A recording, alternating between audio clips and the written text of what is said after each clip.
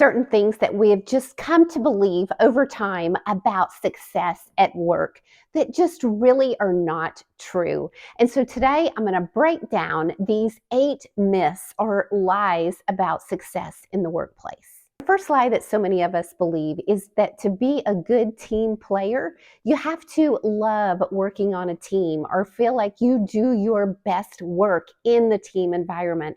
And that is just not true. There are some people, such as a lot of introverts, who really do their best work independently on their own, but it doesn't mean that they can't be a good team player. Being a good team player means showing up for the team when you need to, making sure that you get your stuff done in a timely and quality manner. And it means sharing recognition and helping others out. But it does not mean that you have to be doing all your work in that team environment or be brilliant at brainstorming and be this outgoing person. The second lie that many of us believe is you need to keep your professional life completely separate from your personal life, meaning that nobody in the workplace should know anything about you personally. A lot of people that I've talked to really do feel that way. And I used to feel this way. I used to not want people to know really anything about me in the workplace about my personal life. I wanted to keep it to myself. But what happens in that situation is people don't really get to know you as a person. They're getting to know you as a human doing rather than a human being. Now, this doesn't mean that you need to just put all of your personal life out there for everybody at work to know everything about you, because some people are more private, which is totally understandable.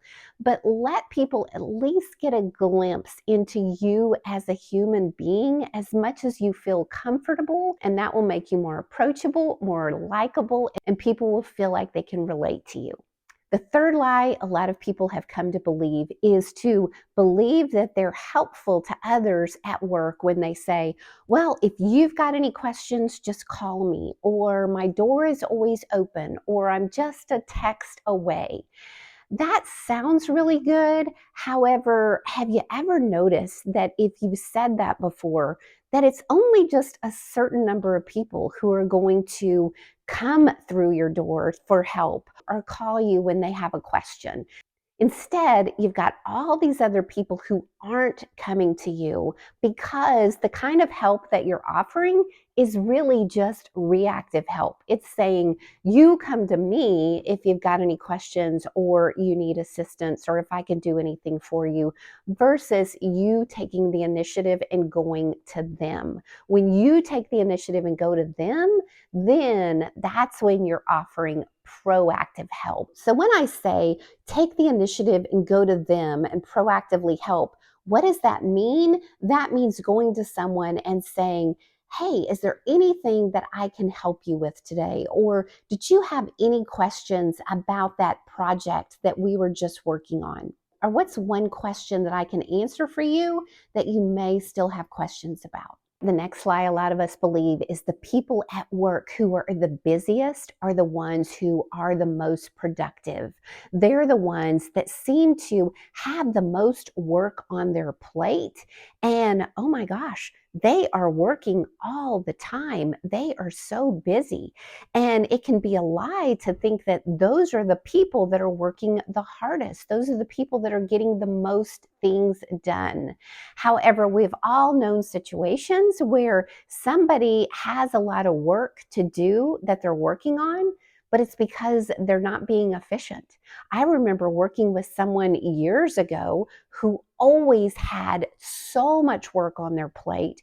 But the reason why they did is because they spent most of the day visiting with other people around the office. And so they had to end up working late hours and working weekends to get their work done, not because they had so much work and they were so productive, but because they weren't using their time wisely. Next lie a lot of people believe is that only extroverts can be really good in front-facing roles. Front-facing roles such as customer service or dealing with the public or leadership or public speaking. What a lot of people don't realize is introverts can be great in these roles as well. Even though introverts tend to be more quiet and reserved, it does not mean that they can't be good at public speaking. It does not mean that they can't be good in leadership. There are countless examples of successful introverts in public-facing roles and being successful in these roles without giving up who they are at their core. The next lie that a lot of people want to believe is that their good work is going to stand alone. Their good work is going to speak for itself, which is just not true.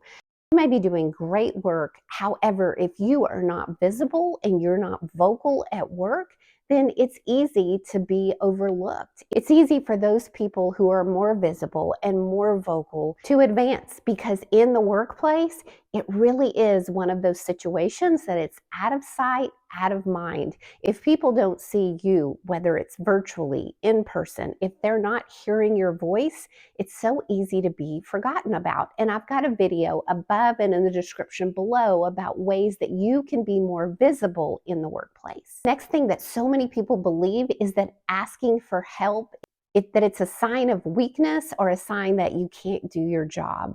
Asking for help when you need it is a sign of strength.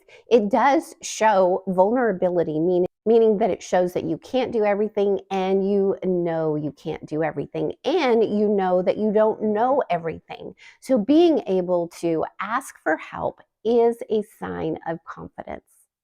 Many of my clients have admitted to me that once they get comfortable asking for help from others, that they feel this sense of freedom. They feel this sense of freedom within, but they also feel a deeper connection with the other people that they're working with, because then other people rally around them to help them.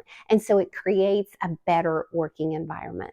The next lie a lot of people believe is that they are irreplaceable. No matter how skilled you are, no matter how much knowledge you have, or how many relationships that you have built, or how successful you are, you, like me, we're all replaceable. It can be so easy to think, well, if I left this job, they would be in a mess. They would not be able to replace me. However, every one of us is replaceable at work. Over time, although they may miss you in the short run, they're going to find somebody else to fill that role and do the things that you do. Is that person going to do it differently? Yes, they're going to be a different person. However, to think that we're irreplaceable is a lie. Now, are there other things that you have thought that would bring you success in the workplace, and over time you found out that they were just not true? If so, please share those in the comments below. Now, if you know someone who needs to see this video, I hope you'll share it, and I hope you'll subscribe to my channel. Thanks for watching.